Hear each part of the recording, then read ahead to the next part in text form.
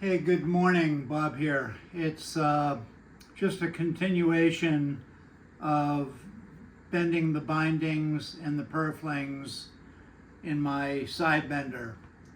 So this would be sort of like part 2 of that video. I bent these over a week ago, and I've been busy doing other things, so I just left them in there. But anyway, I want to take them out, so I thought I would do that. When I take them out, I'm going to put them in this form just to keep them with the shape, because there's probably going to be some spring back. And this is just a bunch of extra bindings and kerfing, inside liners, I should say. Some purflings, various odds and ends that have been bent on this machine, and they're really just a souvenir left over from my career, let's say. I don't know if I'll ever use any of this stuff, but when I take these out, I'll stick them in here, okay? Now the purflings themselves were all glued together with Titebond 2, which is water resistant and heat resistant. I like this glue. I don't use Titebond 3. I'm sure it's great glue, but I don't like it. And this is the one I've been using for years for this purpose. So I'll take my bench dogs. These are steel bench dogs that came with my Almia workbench. I'm just going to slide them down here. I use these towels when I'm bending these things. I don't just use the screw. I actually do a little bit of this as well. So they protect my hand, and then I just leave them on there to let that thing bake. Whatever's in there. If there's a side in there, or if there are bindings in there, they'll cook pretty nicely with a little bit of extra insulation. Okay, so I've got those cloths off now. Incidentally, they're surgical cloths. My wife used to get them at the emergency department where she worked. I almost said lived, because she essentially did live there. We're going to take off the spring tension.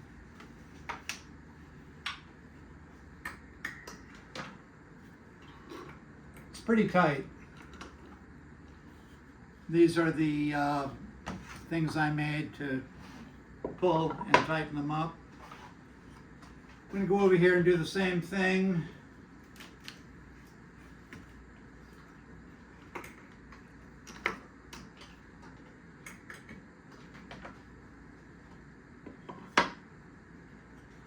Now I'm going to slowly release the strings, unclamp them.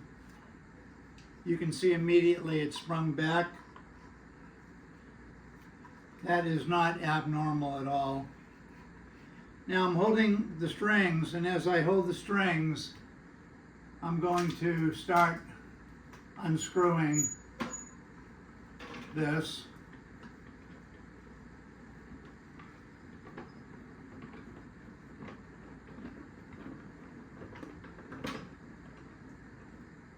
Okay. Now I can take the strings out of the eyelets down here.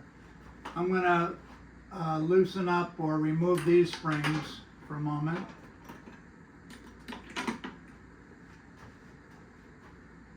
I'm also going to take off the bottom block here. It's shaped exactly like the waist. Oops.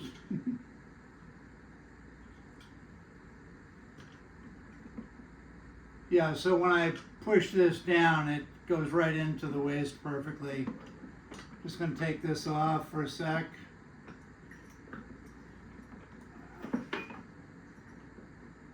Come on now.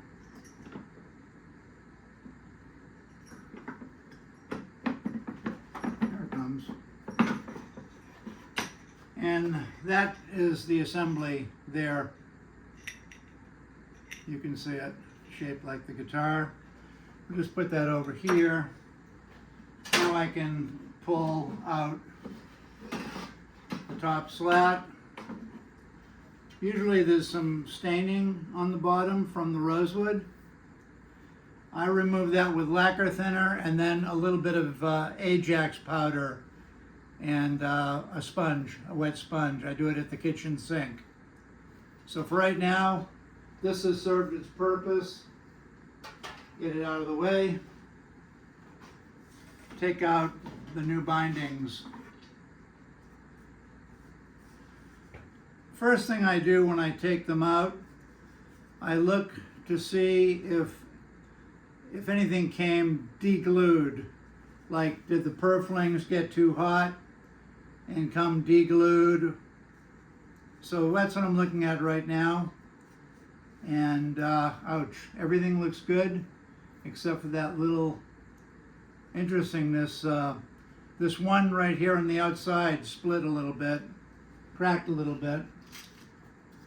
And what I'll do here, it's going to be fine, but I'm just going to hit it with a little bit of sandpaper so it doesn't cut me. And I'm going to actually glue that with a little super glue. If I can find my little clamps. And I guess I'll do it after the video. One of the funny things is because we were going to move all of the stuff that I usually have right at my fingertips, I haven't put all those things back yet. So I'm looking for my little tub of small clamps, little thumb clamps, just to give gluing pressure. But one of these bindings actually cracked at the waist a little bit. It's not a big deal. It'll glue right back. It's not even broken hardly. It just splintered a little bit. So I'm very happy with these. They look fine overall. And I'll fix that little thing after lunch. But you can see they're ready to install. There are 8 bindings here with purflings. And I always put the purflings together, and that way I know I'm going to have one for the left and one for the right on the top, and one for the left and one for the right on the back. And that's about it. The tape comes right off. Don't worry about that. You can peel it right off. And that's a done deal. So I'm just going to push these down in here.